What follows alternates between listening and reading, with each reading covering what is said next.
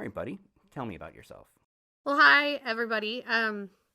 My name's Buddie. Yes, my name is really Buddie. It's kind of a fun story. I'm named after my grandpa. So his nickname growing up was Buddie. His sister couldn't say brother. And so his nickname was Buddie. And my parents were teasing about what to name me. And one of them said Buddie. And they were like, that's a great idea. And they added IE instead of Y to make it girly. So that's how I got my name. Kind of a fun story. I'm a teacher.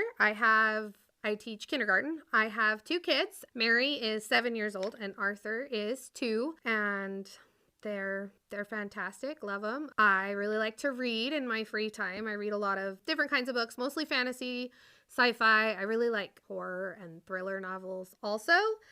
And yeah, that's me. All right, excellent. Why do you enjoy role-playing games? So when my husband and I first got married, he had a friend that loved to play role-playing games. And I didn't quite understand. I was like, I don't understand why that's such a fun thing. But growing up, I always did a lot of acting. I was in all of the musicals through high school and had some different roles there. Now I get to help direct the musicals at my elementary school, which is really fun. But when my friend approached me and said, would you be willing to play this game? I was like, okay, I'll give it a shot, just because Colton, my husband, he wanted to try it. And at first, once I got the mechanics part was really hard. Like, okay, I have these dice and I have to roll. And what am I supposed to add? And how am I supposed to do this? And I would forget certain things that my character was supposed to do. But once I got the hang of it, I realized that it was this massive escape for me. I was able to just be this different person that wasn't me for a while. And I could just be really, really awesome and go on all kinds of cool adventures. And in my first campaign, I got wings and I was an archer, so I could fly and shoot stuff, and that was really fun. And really getting into the character and getting away from real life is, I think, why I love it so much. It's also really fun to do the puzzles and things. So I feel like you really challenge us in game with okay, you've got this to figure out, but there's also this thing going on. Oh, and by the way, this massive monster's attacking you and Vicky's malfunctioning, and there's all these moving parts, and it really challenges my brain to think about all of those things. And that's really, really fun for me to be able to grow as a person, as a role player, and think outside the box. I really enjoy it. Excellent. Yeah. Who is your character Ashra based on? Okay. So when we first decided to play, I was really excited. We got the book, and I'm flipping through the book, and one of the very first things I see is Ace Pilot as a theme. And I got so excited because there's this book series that I'm reading at the time with a pilot in the book. And this girl, and she just all her life, she wants to be a pilot. But she can't because there's some weird family history with the military and stuff. And anyway, she ends up becoming a pilot, and she has these really cool powers and this really cool ship. And anyway, so just seeing her be this awesome pilot made me be oh my gosh, I want to do it. And I got really, really sucked into the book. So I actually brought one of the books to show you guys. It's by Brandon Sanderson. If you haven't read Brandon Sanderson, you got to. This is the second one. The series is Skyward, and this is the second one. It's Starsight. And I just really like the cover. I think it's super pretty. But so she actually goes to another planet on this book, and she meets all different kinds of alien races and stuff, which is kind of what we're doing in game. But so that part of Ash and the I need to fly Vicky is my ship, I'm not sharing, absolutely comes from Spensa in Skyward. The other part comes from another book series. It's called Cinder. It's from the Lunar Chronicles, and this is a Cinderella retelling, but she's a cyborg. So she had an accident, and you end up finding out later in the story that the accident was caused by her evil stepmother. That's how the Cinderella thing ties in. It's really cool. She's a cyborg, and she hides it because people aren't accepting of cyborgs in her world, and she's a mechanic. And so all of that tied together is kind of what created Ash. I really have no idea where her name came from.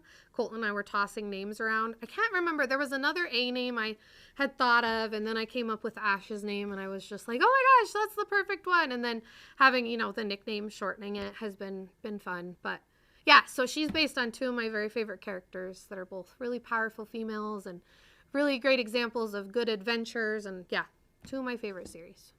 So I've been calling you, or your character, when the full name, I've been calling Ashra. Is it Ashra or Ashira? It's Ashra. What is it like playing while also being filmed? So playing while being filmed is kind of funny because you've got this like camera in your face that's right here right now, right? And at first I was like, oh my gosh, I don't know how I feel about this. People on the internet are going to see me. Like, how is my voice going to sound? And so I was really stressed out about that. The first couple episodes. After that, you kind of get used to it. You've got, you know, this camera here, like, and we wore the lapel mics for a while and it's like, okay, I can't bump my mic. It's here. Like, I've got one on right now because there's only a couple of us have these ones right now because you're like working on getting more. It's because I'm loud and so I need the extra loudness mic. Anyway, getting used to wearing a mic and stuff was kind of like intimidating at first, but now it's really, really fun. It doesn't bother me. The biggest thing is I try really, really hard. And I know that sometimes in game, I'm not very good at this, but I try to make editing easier for you. So as you've shown us clips of like, this is what it's like when you guys are all talking, and this is what it's like when you do this during game, I've tried to do what I can to help mitigate those editing struggles because I don't want you to have to spend like hours upon hours editing our videos, right? But I'm like also don't want you to quit making them because it's super, super fun to be on YouTube and to see ourselves. So I've been trying really hard not to interrupt as much. And you might notice on like some of the newer videos, I have fidgets because I'm a fidgety person. I talk with my hands a lot, right? And when I want to say something and it's not my turn and I can't say something, I'll sit there and I'll fidget more. I have a spinner is usually what I'll play. So I'll sit there and I'll fidget more so that I don't interrupt. So yeah, it's definitely been a shift. We can't stare right at the camera, right? Kind of be aware of your body and your space and stuff. But it's fun. I don't think it's too different than just playing in real life. But it's really fun also to go back and watch. I'm like, oh yeah, I forgot that happened. And then like I laugh at the memory of what, you know, what happened in game. And so it's really fun to see that come to life. You're doing a really good job with all that. Thank you. Mm-hmm. I know with myself, I usually just forget the mics are there. It's yeah. You after a little bit, you're just playing the game. The only time that it messes me up is I'm going to do an intro, so I'm purposely trying to look at the camera, so I'm painfully aware the camera's on, and then that messes me up. Other than that, I'm just not aware of them. Yeah, that's kind of how I feel like too. In fact, I can't remember if it was last session or the session before. I got really excited about something, and I knocked the little like foam part of this off, and then it was like in my dice tray, I'm like, what is this little thing? And I'm like, oh no, that goes to my mic. And I hurried and stuck it back on. Yeah, you just kind of forget that they're there after a while. Describe your character's inner turmoil. What secret desires or fears drive them, even if they haven't admitted it to themselves yet? With Ash, spoilers, guys, you better be caught up on the series or you're going to get spoiled right now. That's my warning. Ash has a lot of stuff going on with her mom. And because Colton and I kind of came up with the idea that he rescued Ash, right? And we were just like, we kind of want to do this, Gary, here you go. And threw it at you. Like, you create this. And then you took and like made my mom evil. And that was like, whoa, like I have a really good relationship with my mom in real life. So to have mommy issues, I was like, I don't know how I'm going to handle playing this. But I think for Ash that there's that desire to have a relationship with her mom, but at the same time, she doesn't know how because she's never really had it. Vicky has been her mom figure, right? So I think that's one of her really secret. It's a desire for her to have a relationship with her mom, but it also is a fear. She also has that insane drive to do things like her mom does. Her mom was like, we're going to this other world and we're going to become gods and we're going to do this. And she like destroyed her family and her husband and all of her, you know, her livelihood basically for it. Well, Ash has that same drive and motivation. Hers is just for Vicky and for her ship.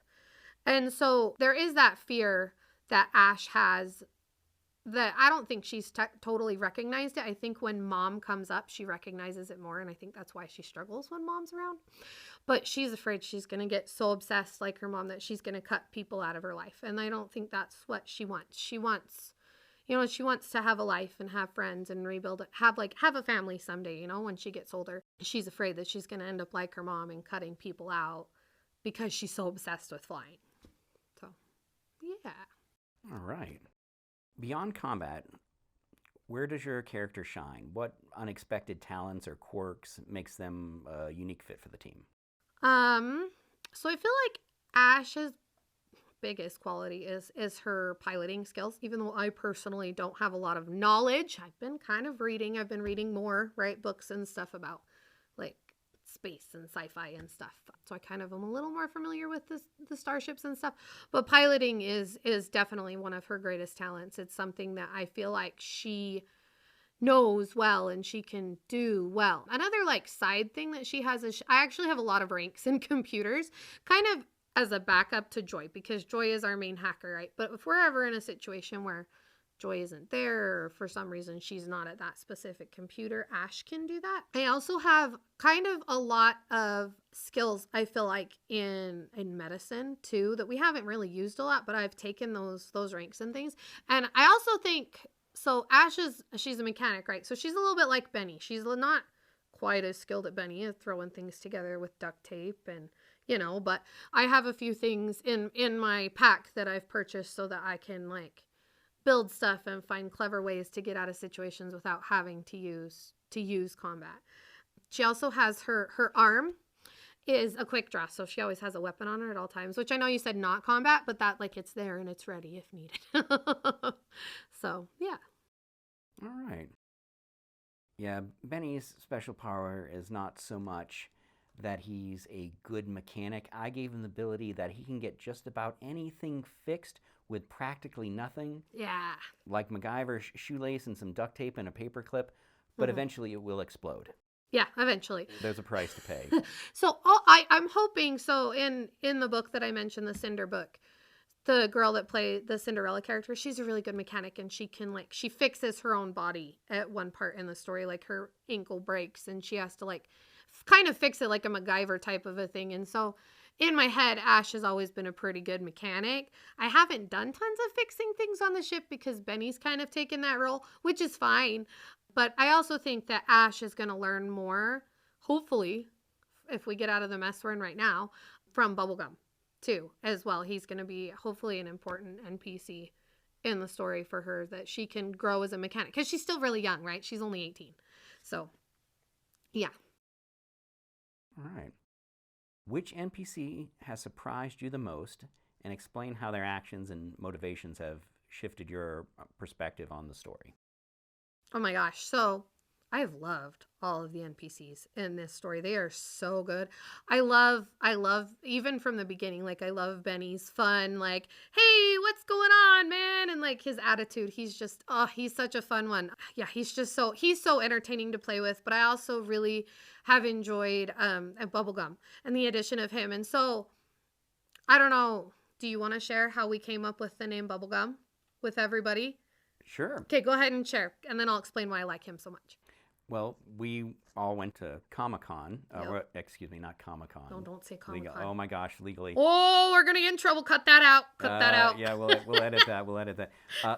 FanX. We went to FanX in Salt Lake City. Yeah. And I had a booth to promote our channel because we're young and it's hard to get started in something like this.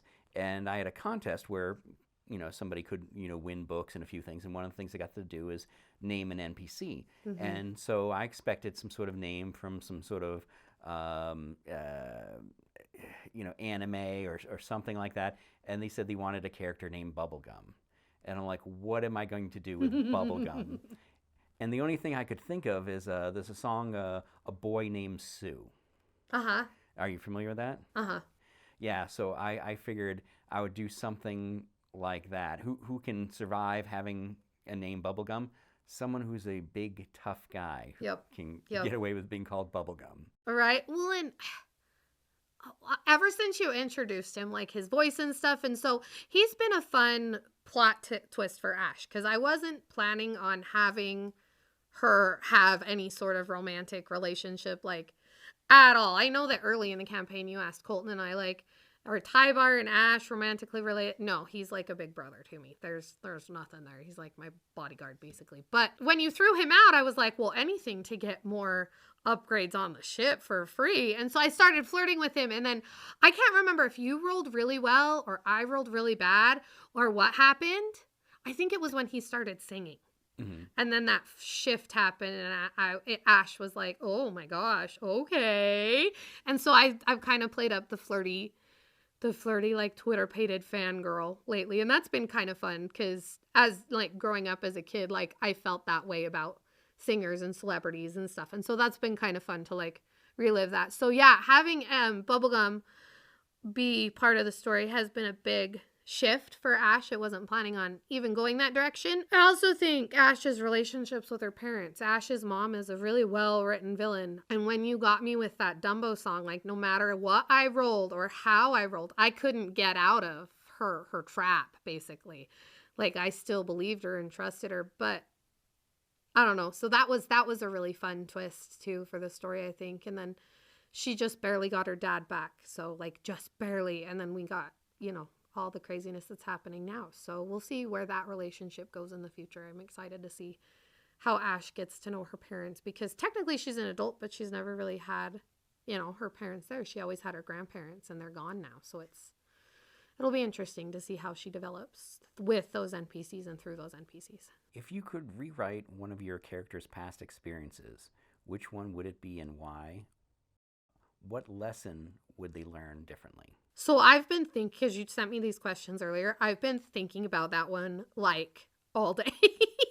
That was the one question I was like, oh my gosh, I don't really know the answer to that one, because I really, really love Ash's backstory. I love that, she got that revenge with Tybar, right? They were able to kill Dr. Lowell and more spoilers, guys. Watch everything before you watch this. They were able to kill Dr. Lowell and she got that like revenge, that great moment, right? And then she was able to go and fly into the Maelstrom and find her parents, and now they've like rescued Dad and all of that. But I also think that like with what she went through, having her body separated with the Malice engine, I think that that's made her the person she is today, And so like I kind of thought about rewriting that, because it's really tragic and sad what she went through, and she has like no memories and stuff. So I don't know that I would change much of it. I really don't think I would. I think if I could change it, it's really sad to me, the relationship that she has with her mom, that it's so strained. I feel like it's a really great story point and a really great like building point, but because she has no positive memories of mom, it's really hard for her to like make that connection to her mom to have something positive. So when mom does show back up, I'm like, oh great, here she is again. And I don't know how to deal with her. Like as a role player, I'm like, I don't know how to deal with this right now, but okay, I got this. You'll notice lots more pauses when mom is involved, because I'm like thinking through how I'm going to handle it more. So yeah, if I could change that relationship, or even just have a couple of like really positive memories of her mom. I know she's got lots of good memories with her dad, which I love. I love that she's got a really good relationship with her dad and that she has that. And I'm really excited to see that grow. But yeah, with mom, I guess that's, if I could change that, I wish that she had like 1 or 2 positive experiences with mom that she could remember, so that she could like help reforge that relationship now with robot mom. Does that make sense? It does make sense. And, yeah. And just to kind of tell you now what I was thinking with the simulated mom and your other mom, it's sometimes people become different because they've made a pivotal choice. There's a moment in your life that a decision will greatly affect who you're going to become. Some things it doesn't make a difference whether you wore a red shirt or a blue shirt. It doesn't matter. And other things, even though they seem small at the time, greatly changes the course of your life. And whether you're a good person or a bad person, who you're with, and all kinds of different things like that, they become these incredible pivotal moments. But I wanted to have something like that, and that's where Vicky split and then created the simulated mom, as if she made a different choice. And that's kind of like a Dr. Jekyll and Mr. Hyde, but not in one. What she did is she split Jekyll and Hyde. So now you have a different one, but you experienced Mr. Hyde, and now you don't want a relationship with Jekyll. Yeah. And so that's where you're at with that. And I think it'll be interesting to see how, okay, my plan eventually is to have Ash have a good relationship with her mom, but she's also afraid too that mom is going to see her as like this little kid that doesn't know how to do anything, where she's like, no, I'm an adult. I'm just 18, but I'm an adult and I'm a grown up and I can take care of myself. She doesn't, she's lived so long without that like maternal relationship. She's almost scared to have it. So my plan eventually is for her to have a relationship with mom. I just don't know when she's going to be ready for that. We'll get there. Gotcha. Yeah. Oh, and in case you're wondering a little more about bubblegum, if you were to watch a movie called The Rundown, there's a character called Beck. Okay. I might have to show you a scene from it so you get the idea. So he's a little bit of Louis Armstrong with the singing, a boy named Sue background, and this character named Beck. Okay. So I'll have to, so that's my amalgamation of characters. Got it. I'll add it to my list. As a player, what is the most outrageous or hilarious thing you've ever witnessed in the Bleeding Edge campaign? Oh my gosh, there are so many good moments. So my favorite thing, when I was thinking about this today, my favorite thing in combat, and I don't think this video's been edited yet, but when we were fighting those monsters on Vicky, and Joy gets into Benny's ship and she like runs them over because she's got to go turn off a panel or something to kick them out.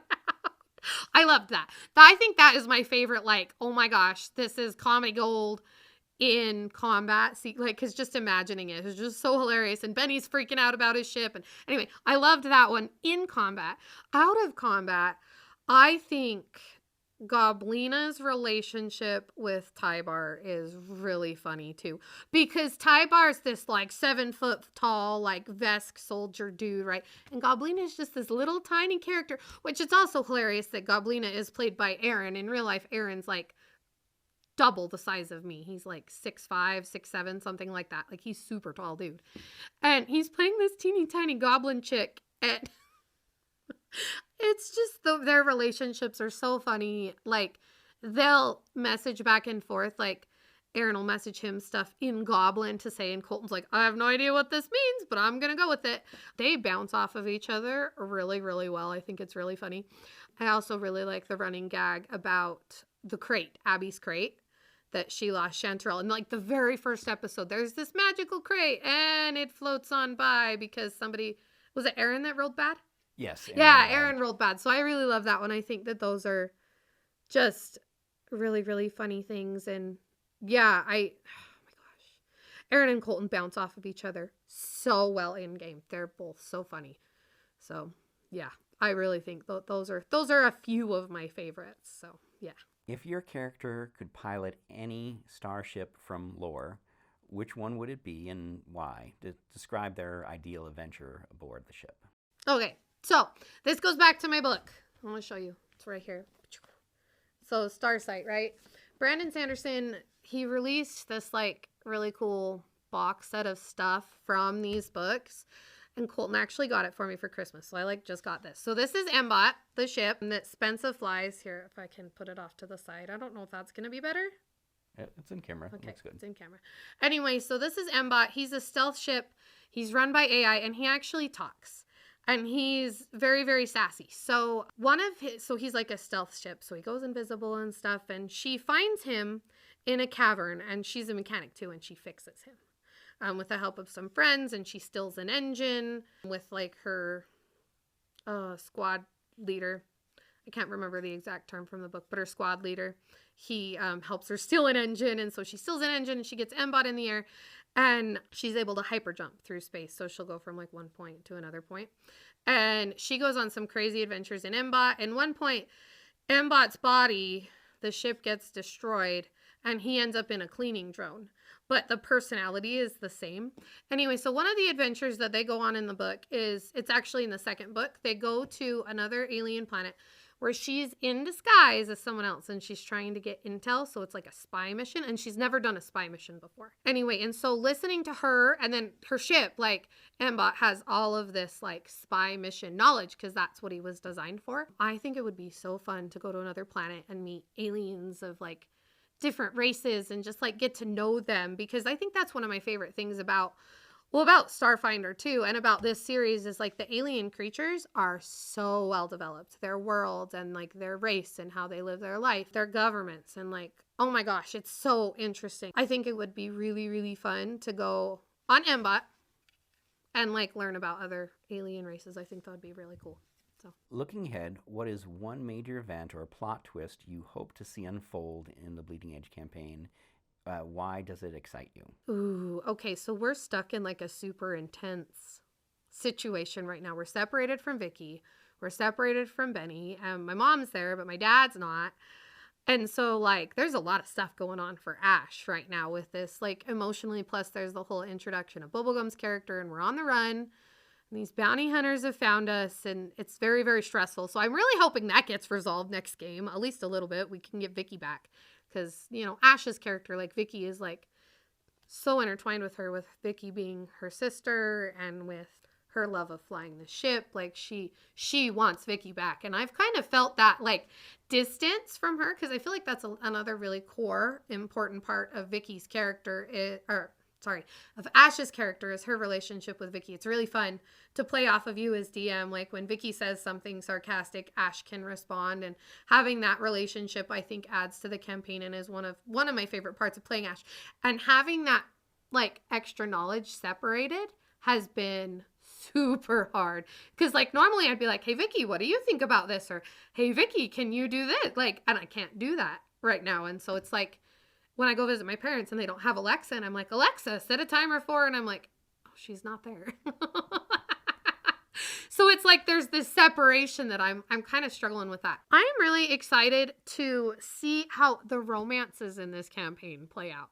Like, I know that sounds really silly, but a lot of my favorite book series, they have, like, a lot of fantasy and sci-fi and all this, like, war and stuff going on, but there's also, like, real life is there too, and real life is that, like, softer, like, romance or friendship and those type of things going on too. So I'm really excited to see, like, what's gonna happen with Tybar and Goblina. Like, are we gonna have a ridiculous wedding someday? Like, what's gonna happen? And same with Bubblegum too, because you wrote his backstory, and I'm really excited to see how he reveals all of that to Ash, because, like, there's a lot of moving parts to his backstory, and, like, especially where he's as strong as he is. And in the one teaser, we kind of got an idea that he might not be totally human. And so I'm really interested to see how that unfolds and how Ash decides to go in that direction. If she decides they end up being together, like, what happens?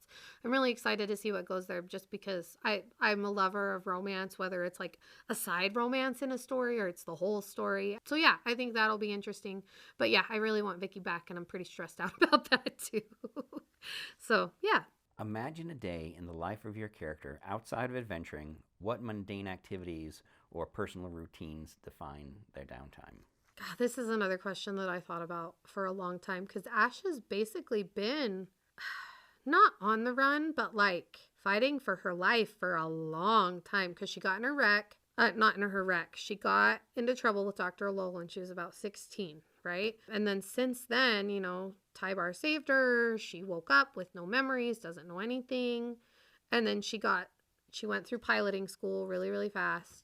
Got her piloting license, and then, like, after that, it's been, you know, adventure after adventure with the Zeiser family, and, like, she's been on a lot of adventures. So thinking about the person that she is outside of game was kind of fun. I really think she'd be a lot like Cinder in the book that I mentioned. So Cinder is, in the book, she's a mechanic and she fixes androids. I think that Ash would definitely be someone that would be tinkering a lot more. She would be fixing starships, fixing her starship, making it better, fixing other starships. She would definitely be a mechanic and be a lot more involved in that. And I also think that she would be flying. She would be flying anywhere she could, meeting, kind of like I mentioned, you know, if I could fly a ship, where I would go, you know, she'd be going on adventures and meeting people from different races. And I don't think Ash would be one to just sit and have a mundane day. Like, for her, resting is when she's flying her ship in a not stressful situation, like, just for fun. When she's flying, she's pretty chill.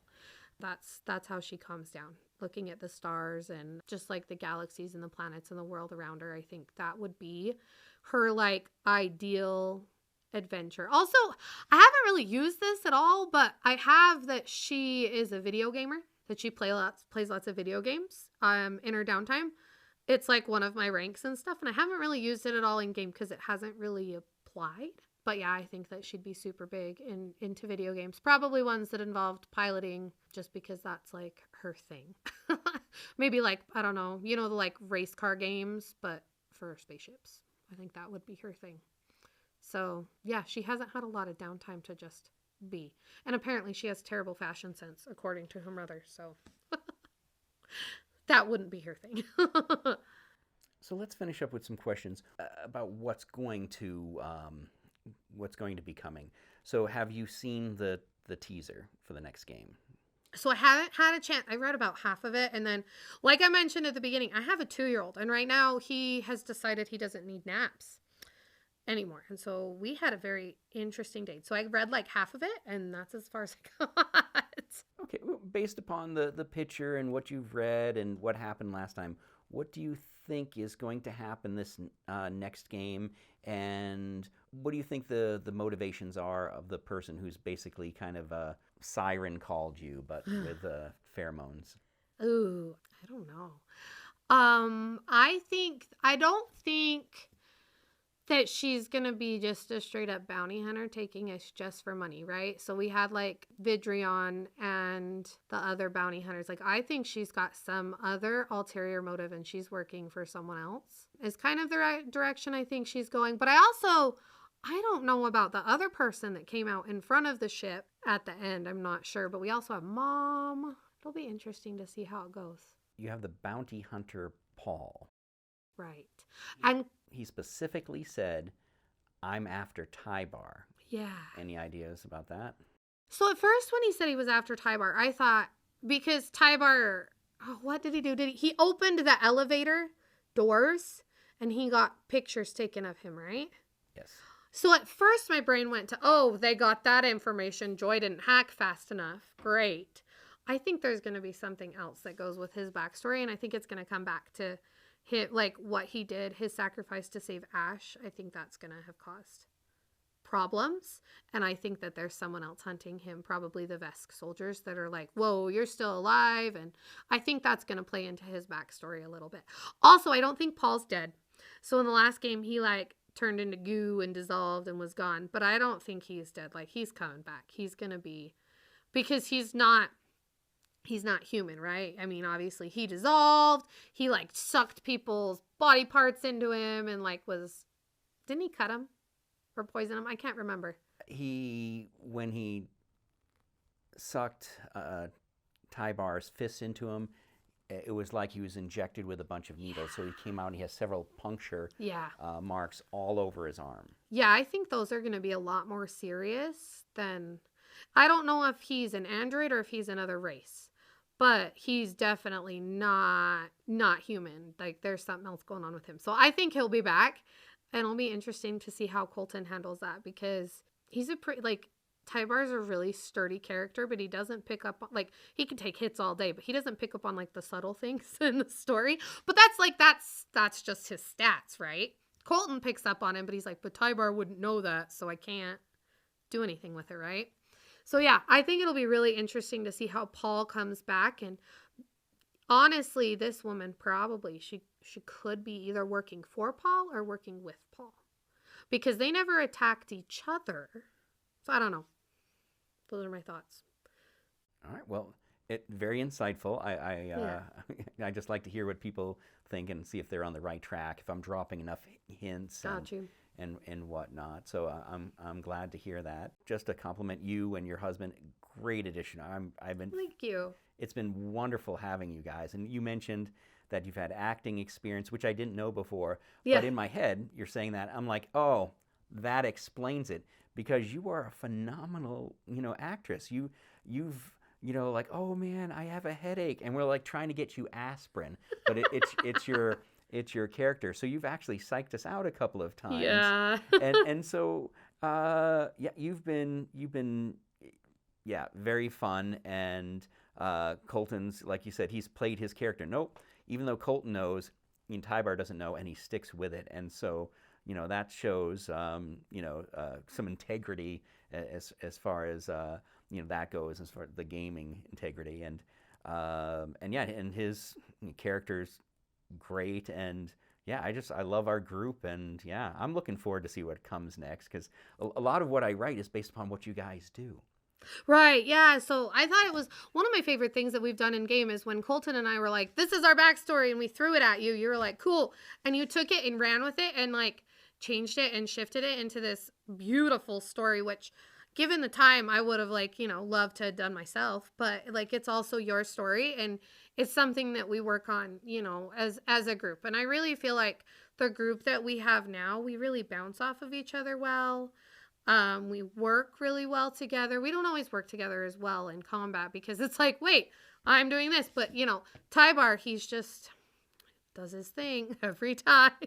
So I don't feel like we always work together as well in combat, but I feel like as a group, it's really fun outside of game too. So we have a chat that we will all talk to each other without you on it. And so we'll be like plotting, we're going to try this. Oh, maybe this will work. Maybe this will work. No, the teaser says this. So I need to think we need to stick with this. And so that's really fun too. I feel like that's one of the things in a couple of the other, because I play D&D as well as Starfinder. I feel like in our one D&D campaign is lacking because we don't talk outside of game about story and about what's coming to kind of prepare ourselves. And I've noticed that for the games, when we've prepared ourselves better, the story, like things work so much better. We're able to get out of some wild situations when we plan. Whereas when we don't plan, it's like, I'm doing this. Wait, no, maybe I'm not because so-and-so did this. And so should I follow them? And so like, sometimes it's like trying to figure out what we're all doing, but yeah, I really enjoy playing. And yeah, I did do some acting. So I was in Grease and in Footloose in high school. And then right now I'm directing my third musical for our school. So yeah, we did Seussical. That was pre-COVID. And then last year we did Aristocats and this year's Finding Nemo. So it's really fun. I really enjoy working with the kids and helping them act. And it gets me out of my shell. I feel like in real life, I'm a pretty reserved person. I'm not super outgoing and stuff. I'm kind of in my own little bubble. I don't like to talk to new people, but as soon as you put me in a role-playing situation or in a role, that completely shifts and changes. So, yeah, it's been fun. Excellent. This is it's been great to for me. I learned stuff from this interview that I didn't know. Oh, cool. So I think this is going to be really fun for the people to see and start to get to know everybody. I'm going to do, of course, one for every single player. Yeah, it'll be fun. I think it'll be fun for the other characters too. Like I'm excited, like even though Colton and I we're married and we bounce things off of each other, I think it'll be cool to hear his take on things. Because we talk about like when we drive home from the session, we talk about like what happened and oh my gosh, this did not go the way I planned, or if I had only rolled better with this, like we talk about things, but I'm excited to hear some of his answers to these questions. Like, what would Tybar do, like, in real life? And, like, I don't know. It'll be interesting to see what everybody has to say about their characters. So, all right. I think that's where we're going to end for tonight. All right. Well, everybody, stay tuned to find out what happens with the Bleeding Edge campaign. yeah, thanks for watching. Bye.